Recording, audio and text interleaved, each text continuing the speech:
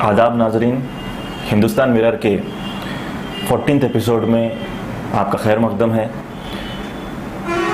इन दिनों हम कई सारे मौज़ूआत पर बहस कर चुके हैं और बहस करते आ रहे हैं। अब जिस मुद्दे को लेकर आपके बीच में हम आज आए हैं वो बहुत ही हंगामा खेज सूरत हाल में उमर खालिद का अरेस्ट होना, फिर मुल्कज़ीर सतह पर तमाम तर मुस्लिम और गैर मुस्लिम तंजीमें, पार्टीज़ का उसकी तायद में आना, उसके ताल्लुक़ से बात करेंगे और उसके साथ साथ उन लोगों के ताल्लुक़ से भी बात करेंगे जिनको खुद कुछ ख़ास हिमायत किसी से नहीं मिल पाई, लेकिन उन्होंने अपने नज़रियात सामने रखे और उन नज़रियात की वजह से वो भी आज UAPA के शिकार हैं और आज भी हिरासत में अंदर रखे गए हैं। मैं शुरुआत इस चीज़ से करना चाहूँगा, बहुत लंबा वक्त हो चुका है, आखिर वो मूवमेंट क्या था जिसकी वजह से ये लोगों को हिरासत में लिया जा रहा है या उनके ऊपर क्रैकडाउन हो रहा है इस हुकूमत की वजह से। यूं ही सुप्रीम कोर्ट की जानिब से 2017 में एक कमेटी बनाई गई, मॉनिटरिंग कमेटी बनाई गई, जिसकी जिम्मेदारी प्रतीक हेजला को दी गई कि NRC आसाम में नाफिज किया जाए। और 2015 से ये मामला चल रहा था, 2017 में उसको बिलाखिर एक इख्तिताम पर पहुंचाने की एक टाइम लिमिट दी गई। अब वो एक्सटेंड होते होते 2019 के वक्त में वो तकमील पर आई, पर बातें बहुत कुछ हुई थी। 2019 के इंतखाबात से पहले, इलेक्शन से पहले अमित शाह ने यह कहा था कि तकरीबन 50 लाख बांग्लादेशी इसमें कट जाएंगे और उनको वापस उनके मुल्क भेज दिया जाएगा। क्रोनोलॉजी की भी बात की उन्होंने इलेक्शन के पीरियड में, और उस दौरान में उन्होंने ये भी कहा कि हम पूरे मुल्क में NRC को नाफिज करेंगे। पहले NRC होगा, फिर CAA होगा, और NRC आसाम में हुआ, CAA पार्लियामेंट में लाया गया एक बिल की शक्ल में, फिर उसको मंजूरी मिली दोनों पार्लियामेंट हाउसेस से, लोकसभा से और राज्यसभा से। अब जो ही ये मामले चल रहे थे और CAA का नाफिज होना अमल में आया, सबसे पहला एहतजाज हिंदुस्तान के किसी और मुल्क में नहीं बल्कि आसाम में ही शुरू हुआ। आसाम की सियासत बहुत मुख्तलिफ और बहुत ही अलग है, और जितनी बातें की जा रही थी कि 40 से 50 लाख बांग्लादेशी घुसपैठिए हैं, उनको निकाला जाएगा, वहाँ पर पाया यह गया कि 19 लाख लोगों को NRC में शामिल नहीं किया गया, उनको डाउटफुल सिटीज़न के इसमें रखा गया, और उनको इख्तियार ये भी था कि सुप्रीम कोर्ट तक वो जाकर अपनी सुनवाई कर सकते हैं। पहले ट्राइब्यूनल्स में जाएंगे, फिर उसके बाद वहाँ पर फैसला ना हो तो जो है सुप्रीम कोर्ट तक भी वो जा सकते हैं। अभी मेरे ख्याल से वो प्रोसेस चल रहा है, कई सारे लोग जा भी रहे होंगे, अपनी ज़मीन जायदादें बेचकर, अपना जितना सरमाया हो सकता है वो सारी चीज़ें बेचकर वो जा रहे होंगे। पर उसमें ख़ास बात ये निकली कि 19 लाख लोगों में से सिर्फ और सिर्फ 5 लाख वो थे जो मुसलमान थे। अब ये बड़ा ही धक्का पहुंचाने वाला मामला था इस हुकूमत के लिए, और वहाँ के BJP के जो जिम्मेदार थे, जो हिंदुत्व के नाम पर इलेक्शन लड़े थे आसाम का, और वहाँ पर हुकूमत नाफिज हो गई थी, तो वो लोग बड़े परेशान हो रहे थे कि अब क्या किया जाए। तो उनको तयक़ुन कहाँ से मिला? अमित शाह साहब से मिला कि अब जो CAA का बिल जो पेंडिंग रखा गया था, जिसको राज्यसभा में शिकस्त मिलने के इम्कानात होने की वजह से उसको राज्यसभा में पेश नहीं किया गया था, उसको दोबारा से इस हुकूमत में, यानी कि second term of NDA Modi सरकार के सेकेंड टर्म में लाया जाएगा। और वो लाया जाने के बाद में उसको पास भी बड़ी आसानी से करवा लिया गया। हालांकि राज्यसभा में BJP के जो मेंबरान हैं उनकी तादाद मेजॉरिटी में नहीं है, लेकिन दूसरे रीजनल पार्टीज जैसे कि TRS, बीजू जनता दल, AIADMK और ऐसे कई सारे छोटे छोटे पार्टीज को लेकर वो इसको आसानी से पास करवाने में कामयाब हो गए। अब मामला ये दरपेश आया कि जो लोग एहतजाज कर रहे थे आसाम में, वो लोग तो कह रहे थे कि बांग्लादेशियों को बाहर कर दो, उन्होंने ये नहीं कहा था कि हिंदू को बाहर करो या मुसलमान को बाहर करो। अब बिल ये इस तरीके का लाया गया, एक्ट इस तरीके का बनाया गया जिसमें मुसलमान को अलग कर दिया गया CAA से, कि कोई भी बाहरी मुल्क का जो 5 मुल्कों से बाहर के सिटीजनशिप लेने के इख्तियारात दिए गए, आसान सिटीजनशिप को कर दिया गया उन लोगों के लिए आसान कर दिया गया। तो वो लोग तो परेशान हो गए थे कि ऐसे हालात में मुसलमानों को अलग कर दिया जा रहा है और दीगर जितने भी दूसरे कौमें हैं उनको इसमें शामिल कर लिया गया है और वो लोगों को बड़ी आसानी से सिटीजनशिप मिल जाएगी। आसामीज जो भी मूवमेंट चल रहे थे, चाहे वो स्टूडेंट मूवमेंट हो, चाहे जिस बुनियाद पर आसाम गण परिषद जो पार्टी बनी है उसका मामला हो, ये लोग डिमांड कर रहे थे कि बांग्लादेशियों को बाहर निकाला जाए और वहाँ के मुसलमान भी इस वजह से खुश हो गए थे। मैं ये बात आपके सामने जाहिर करना चाहता हूँ कि जब NRC वहाँ पर हुआ तो उन लोगों के ऊपर, तमाम जितने भी मुसलमान हैं वहाँ के आसाम के, उन लोगों के ऊपर एक शक के दायरे में रखा जाता था कि ये बांग्लादेशी है। जब NRC का मामला हो गया तो ये बांग्लादेशी का सवाल हट गया। 5 लाख जो परेशान है वो अपनी जगह है, लेकिन बाकी सारे लोगों के ऊपर से जो शक की निगाह थी वो खत्म हो गई, तो वो लोग भी इत्मीनान में थे। 13 लाख लोगों का मामला था और ये 5 लाख लोगों का मामला था। आसाम के जितने भी मूवमेंट्स थे वो चाह रहे थे कि इन लोगों को सिटीजनशिप ना मिले और ये हुकूमत ने सिटीजनशिप देने का फैसला कर लिया। तो वहां पर असल में एहतजाज शुरू हुए थे CAA को लेकर। मैं ये सारी बातें आपके सामने इसलिए कर रहा हूं कि एक पस मंजर आपके सामने आ जाए। बहुत लंबा वक्त हो चुका है कि CAA NRC का मूवमेंट शुरू क्यों हुआ, किस बुनियाद पर शुरू हुआ, किन हालात में उसको सामने लाया गया।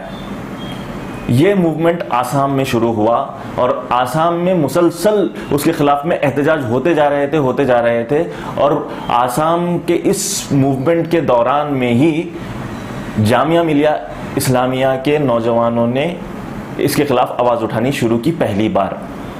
ज़्यादातर उसमें मुसलमान थे, आयशा रैना जैसे लोग, और वो जो इस प्रोटेस्ट के पोस्टर गर्ल्स बन गए वो लोग सामने आए।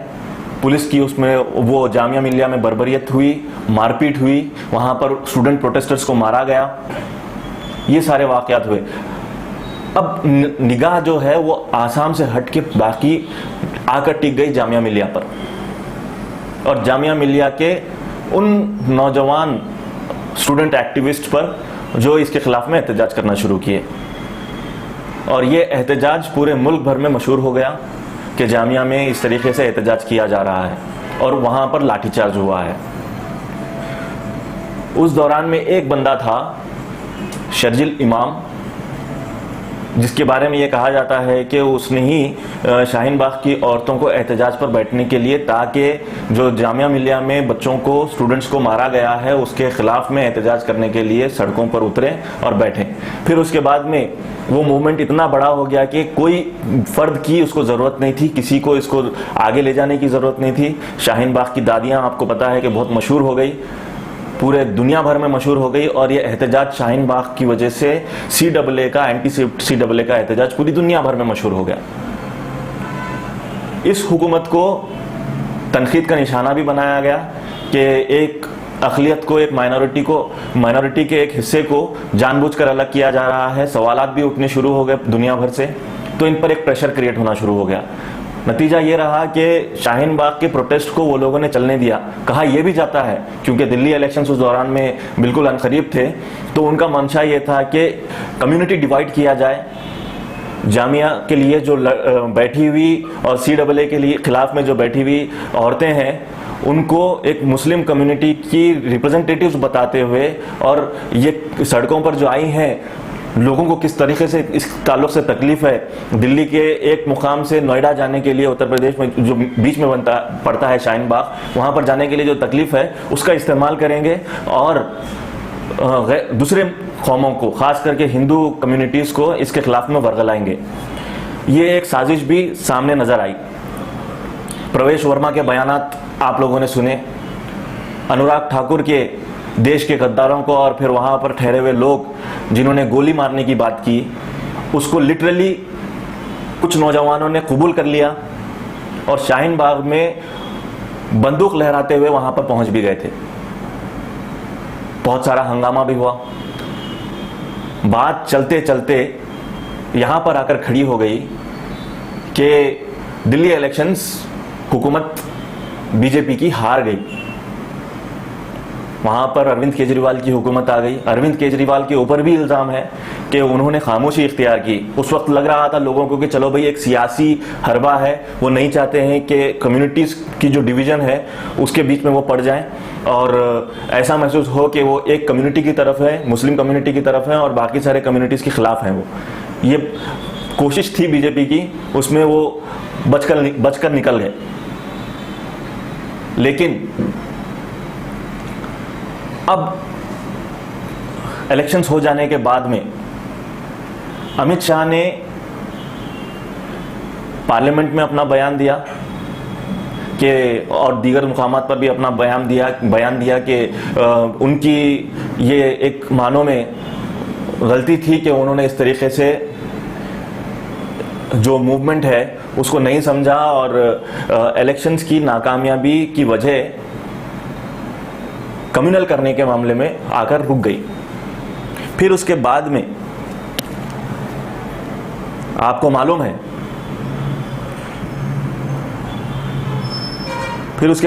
मालूम है कि ट्रंप का आना हुआ। अब ट्रंप का आने के बारे में जनवरी 13 तारीख को हुकूमत की सतह पर जो है ऐलान होता है और जनवरी 8 के एक मीटिंग को बुनियाद बनाकर दिल्ली पुलिस कई लोगों को हिरासत में लेती है और उनको शक के दायरे में लाती है, जिसमें बड़े बड़े नाम हैं, जिसमें नाम सीताराम येचुरी का भी है, जिसमें नाम योगेंद्र यादव का भी है, जिसमें नाम दिल्ली यूनिवर्सिटी के अपूर्वानंद जो कि एक मशहूर राइटर भी हैं, वो अपने ख्यालात का इजहार भी करते हैं, उनका भी है और कई सारे लोगों का है, जिसमें नाम उमर खालिद का भी है। यहाँ पर दिल्ली पुलिस का एक रोल जो शक के दायरे में आता है वो अपनी जगह है, पर यह कहाँ से शुरू हुआ इस पर भी अब नजरसानी करते हैं। अमित शाह का शिकस्त को कबूल करना और ट्रंप के आने के ऐलान के ताल्लुक से 8 तारीख को जो मीटिंग हुई है, ये दोनों की कड़ियां जुड़ती हैं। इल्ज़ाम लगाया गया कि 8 जनवरी को एक मीटिंग हुई जिसमें ये साजिश रची गई कि कुछ लोग, उमर खालिद जैसे लोग, बाकी सारे एक्टिविस्ट को बाहर सड़कों पर उतरने के लिए कहेंगे ताकि ये हुकूमत को बदनाम किया जाए और वहां पर फसादात करवाए जाएं। ये साजिश रचने की बात हुई। इससे पहले नहीं मालूम था, 13 तारीख से पहले ये बात बिल्कुल वाज़ेह नहीं थी कि ट्रंप आने वाले हैं। फिर इन लोगों को कैसे पता चला? क्या इनके वहां पर अमेरिका में जासूस बैठे हुए हैं जो इन्हें बताए हैं, या फिर हुकूमत में इनके लोग बैठे हुए हैं जो इनको बताए हैं कि ट्रंप आने वाले हैं और उसलिए आप लोग एक मीटिंग करिए और मीटिंग में ये फैसला लीजिए कि आप लोगों को एहतजाज करना है उसके खिलाफ में। मैं बार बार जनवरी का जिक्र कर रहा हूं, लेकिन वो फरवरी की बात है। ट्रंप का आना 23 फरवरी को हुआ था। अब ये जो 23 फरवरी को आना हुआ है ट्रंप का, मोदी सरकार पूरी लगी हुई थी अहमदाबाद को एक आलीशान जगह बताने में। दीवारें तक बना दी गई। जो गेटोज हैं अहमदाबाद में, जहां पर मुस्लिम अक्सरियत रहती है, उसको छुपाने के लिए दीवारें तक बनाई गई सड़कों के किनारों पर। और ट्रंप के इसमें लगे हुए रहे, वो तो हुकूमत लगी हुई थी। फिर दिल्ली पुलिस क्या कर रही थी? एहतजाज चल रहा था जफराबाद के मेट्रो स्टेशन के पास। शाहीन बाग में तो अपनी जगह एहतजाज चल ही रहा था। रात में 23 तारीख को एहतजाज का ऐलान हुआ ट्रंप के आने के वक्त में, और रात में वो लोग बैठ गए, जिसके ताल्लुक से चंद्रशेखर आज़ाद जो कि एक बड़े दलित लीडर हैं, उन्होंने भी कहा कि आप बैठिए। लोगों को कहा कि 23 तारीख को आप एहतजाज के लिए बैठिए। लोग बैठ गए। क्या एक आज़ाद मुल्क में जहां पर जमहूरियत है वहां पर प्रोटेस्ट करना एक गलती है?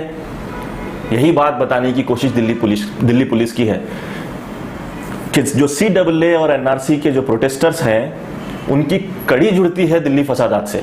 24 से फसादात शुरू हुए, तो ये लोग, दिल्ली पुलिस ने किया क्या है? जो 17,000 पेजेस की जो चार्जशीट फाइल हुई है और उमर खालिद का जो अरेस्ट किया गया है, ये चार्जशीट में ये कहा गया है कि दिल्ली फसादात जो हुए हैं उसकी साजिश इन लोगों ने ट्रंप के आने के वक्त में पहले रची और वो लोग उसको नाफिज करवाए। ये बात शुरू कहां से हुई वो भी बता देता हूं। अमित शाह ने पार्लियामेंट में कहा ये कि ये जो प्रोटेस्टर्स हैं उनके नतीजे में ये फसाद हुआ। तो जब शुरुआत होम मिनिस्टर से होती है तो उसको क्लू लेकर दिल्ली पुलिस ने सारा ये मामला रचा, सारा ये मामला गढ़ दिया कि पीसफुल प्रोटेस्टर्स असल जिम्मेदार हैं इन दिल्ली फसादात के। अब दिल्ली फसाद को बुनियाद बनाकर कई सारे नौजवानों को लॉकडाउन पीरियड में अरेस्ट किया गया है। उस दौरान नहीं जब प्रोटेस्ट हो रहा था। प्रोटेस्ट को कोविड-19 का लॉकडाउन जो ही शुरू किया गया, वो भी जो अचानक से लॉकडाउन का ऐलान हुआ, मानो ऐसा लगता है कि जब ट्रंप आ रहे थे उस वक्त तो कोरोना की कोई बात ही नहीं हो रही थी, जबकि जनवरी में ही राहुल गांधी ने इसके बारे में कहा था अपने ट्वीट्स के जरिए कि इसके ऊपर नजर डालना बहुत जरूरी है और इमिग्रेशन आपने बड़ा आसान कर रखा है। ये कहा जाता है कि मिन जुमला 4 लाख के करीब लोग उस दौरान में आए हैं। जब से ये पहला केस आया, जनवरी 31 को मेरे ख्याल से एक पहला केस आया था, उसके बाद से लेकर लॉकडाउन पीरियड जब स्टार्ट हुआ उस वक्त तक ही 4 लाख लोग यहां पर आ चुके थे दूसरे मुल्कों से। तो उस वक्त तो वो कोई मामला नहीं था लॉकडाउन का, अचानक लॉकडाउन किया गया। इसमें भी साजिश नजर आती है कि अचानक लॉकडाउन इस वजह से किया गया कि ये नहीं कि उस वक्त केसेस बढ़ रहे थे, केसेस बहुत कम थे उस वक्त। इस वजह से लॉकडाउन किया गया कि ये मूवमेंट को क्रश किया जाए, और क्रश किया गया। लॉकडाउन पीरियड में इस मूवमेंट को क्रश करने की पुरजोर कोशिश हुई और जो भी फेस पर थे इसमें प्रोटेस्टर्स में, उन लोगों को अरेस्ट करने का मामला शुरू हो गया दिल्ली फसादात का इस्तेमाल करके। और साथ ही साथ मैं आपके सामने ये भी वाज़ेह कर देना चाहता हूं कि सिर्फ दिल्ली में ही अरेस्ट नहीं हुए हैं। जब CAA NRC के मूवमेंट्स चल रहे थे उत्तर प्रदेश में और बीजेपी के जो भी स्टेट्स हैं वहां पर प्रोटेस्ट करने ही नहीं दिया जा रहा था। लोगों को अरेस्ट पर अरेस्ट किया गया। इवन के एक रिटायर्ड IPS ऑफिसर को अरेस्ट करके हिरासत में रखा गया, जिसके ताल्लुक से प्रियंका गांधी ने मुसलसल अपने ट्वीट्स के जरिए और उनके घर तक पहुंचने की कोशिश की, उनको रोका गया। कई सारे लोगों को अरेस्ट किया गया, उसमें जर्नलिस्ट भी हैं, कई सारे लोग हैं। ऐसा लग रहा था कि मानो ये लोग अपने कॉन्स्टिट्यूशनल राइट्स को इस्तेमाल नहीं कर रहे हैं, बल्कि जो है इस मुल्क के खिलाफ कोई बहुत बड़ी साजिश रच रहे हैं। इस तरीके से उनका अरेस्ट हुआ। यूपी के ही मामलात को बुनियाद पर रखकर UAPA में दीगर बीजेपी के जो स्टेट्स हैं वहां पर UAPA का गलत इस्तेमाल होना शुरू हो गया, जिसमें कर्नाटक भी एक है। मैं बात को डिविएट तो नहीं करूंगा, लेकिन एक छोटी सी बात आपके सामने रखते हुए फिर वापस उस मुद्दे पर आता हूं कि जो बेंगलुरु में फसाद हुआ, जो वायलेंस हुआ, वहां पर जो मुसलसल अभी भी अरेस्ट जारी है और 67 अब तक ऑन रिकॉर्ड UAPA के अंदर अरेस्ट हुए लोग हैं, उनको UAPA में अरेस्ट करने की जरूरत ही क्या है? क्या वो लोग कोई टेररिस्ट एक्टिविटी कर रहे थे जिसके लिए उनको अरेस्ट किया गया? ऐसे वायलेंट एक्ट्स तो जाट आंदोलन में भी हुए, मराठा आंदोलन में भी हुए, लेकिन उस वक्त तो ऐसी कोई बात नहीं आई। अगर बात आई और अगर मैं कनेक्ट कर रहा हूं तो आप लोग समझिए इस बात को कि भीमा कोरेगांव का 2017 में एक एल्गार परिषद नामी तंजीम ने एक प्रोग्राम रखा था, उसमें शामिल लोगों को भी अरेस्ट किया गया। स्वरा भारद्वाज, आनंद तेलतुंबड़े, ये लोगों को भी UAPA में अरेस्ट किया गया। वरा राव, ये बड़े बड़े इंटेलेक्चुअल्स और एकेडमिशियंस, इन लोगों को अरेस्ट किया गया, ये लोगों को भी UAPA में। तो ये जो हर जगह मामला नजर आ रहा है कि UAPA एक्ट में जिस अंदाज में तरमीम की गई अमित शाह द्वारा पार्लियामेंट में कि इसको इंडिविजुअल पे भी लगाया जा सकता है। पहले ग्रुप्स पे लगाया जाता था, टेररिस्ट ग्रुप्स पे लगाया जाता था कि आप ये टेररिस्ट ग्रुप में शामिल हैं। अब उसको बड़ा आसान कर दिया गया, UAPA लगाकर किसी को भी अंदर डाल दो, NIA लगाकर किसी को भी अंदर डाल दो, सेडिशन केस लगाकर किसी को भी अंदर डाल दो। ये सारा मामला हो रहा है। दिल्ली फसादात में इन पीसफुल प्रोटेस्टर्स का क्या हिस्सा है और जब ये फैसला कोर्ट तक आएगा, वो तो आएगा अपनी जगह पर, लेकिन मकसद ये है कि ये लोगों को हिरासत में रखा जाए 6-6 महीने। डॉक्टर कफील खान के बारे में आपने सुना, कितना लंबा वक्त उनको जेल में रखा गया, लेकिन आपने ये नहीं सुना होगा कि वही तर्ज पर ताहिर, मौलाना ताहिर बोलकर हैं, और यही तर्ज पर शर्जिल इमाम है, इन लोगों को भी अरेस्ट किया गया। इनके ताल्लुक से इस कदर आवाज़ नहीं उठी। असल में मसला ये भी है, और मैं आज ये बात आपके सामने ये भी बताना चाहता हूँ कि जो सपोर्ट है नॉन मुस्लिम्स का वो भी सेलेक्टिव है।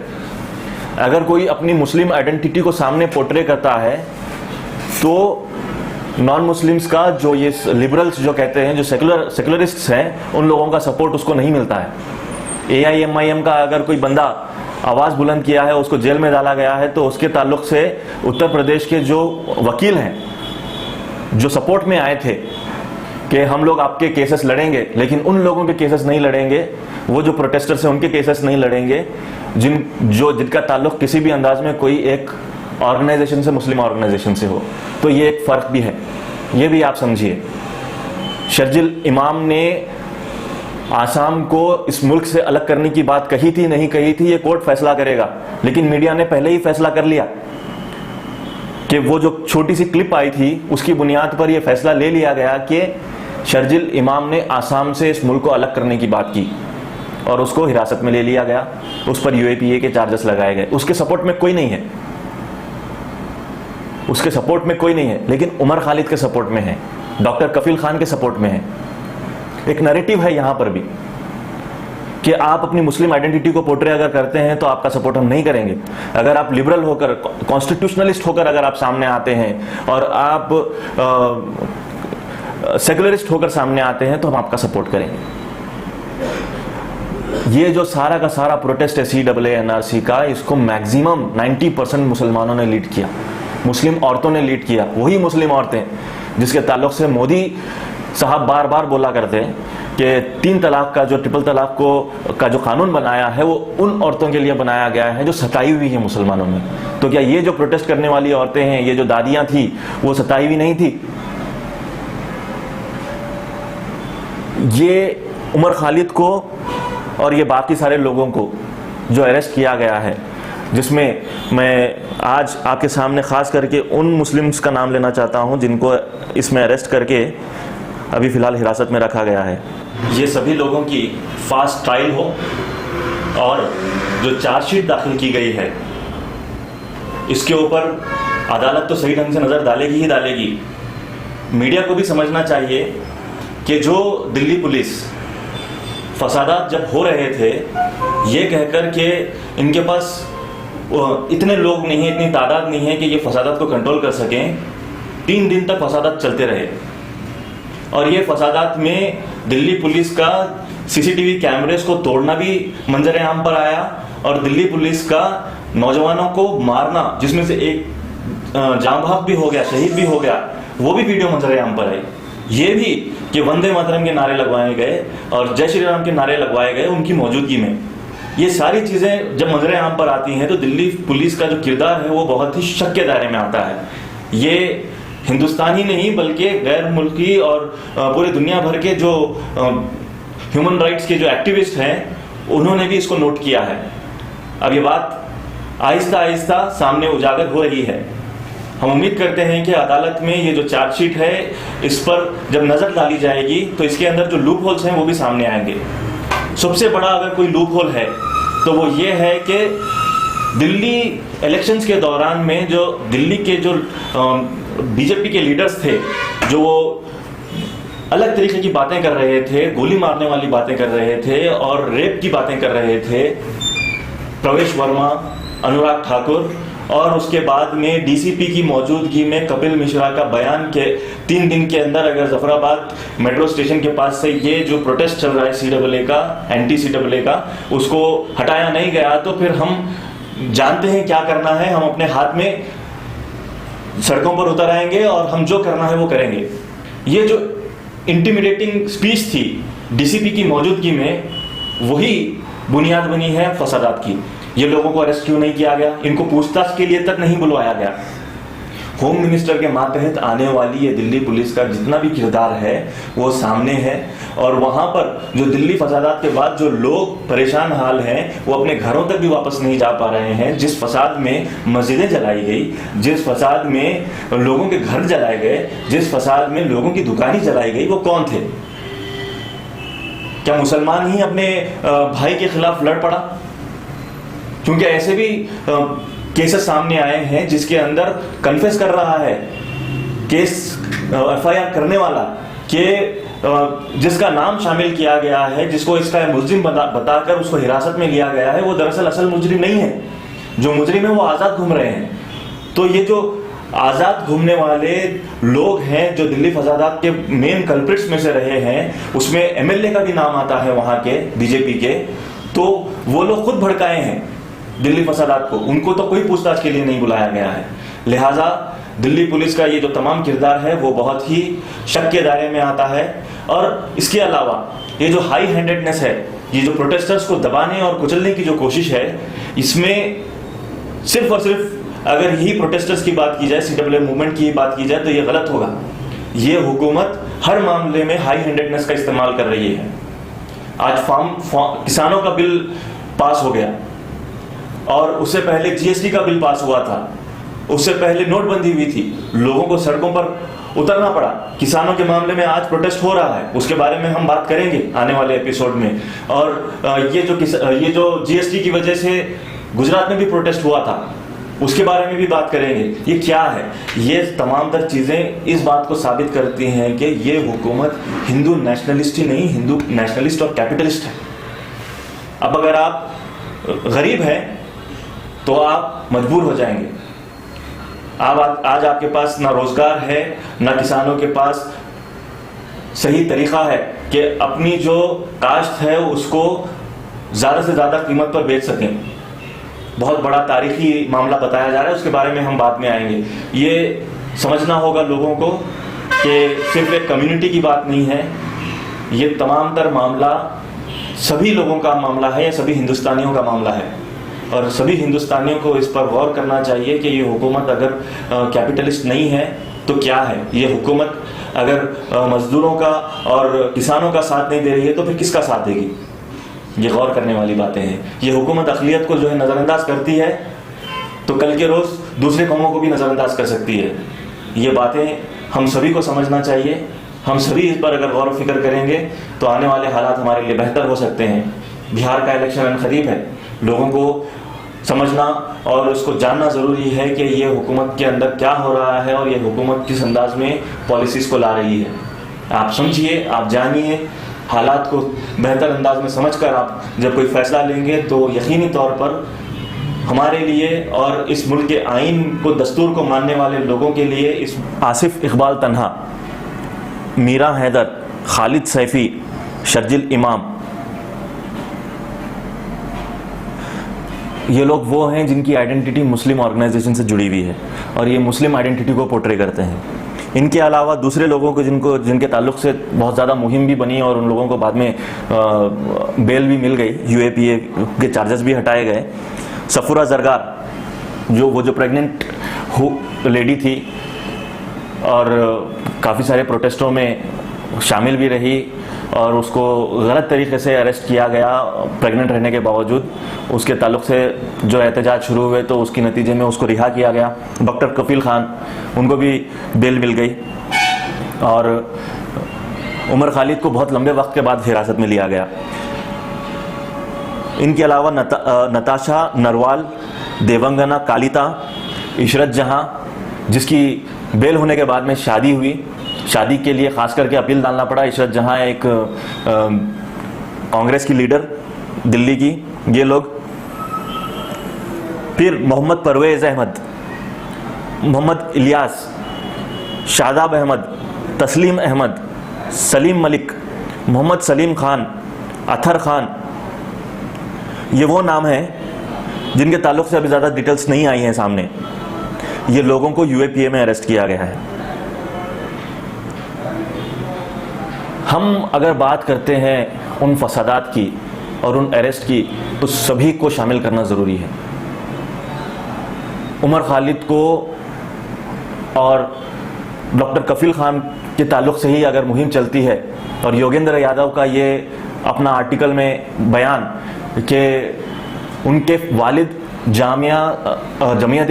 जमीयत इस्लामी के रहने के बावजूद वो अभी फ़िलहाल उसके प्रेसिडेंट हैं, उमर खालिद की अपनी खुद की एक सोच है और वो सोच उनके वालिद से जुदा है, जबकि ये दोनों एक ही प्लेटफॉर्म पे आकर कॉन्स्टिट्यूशन की ही बात किए हैं।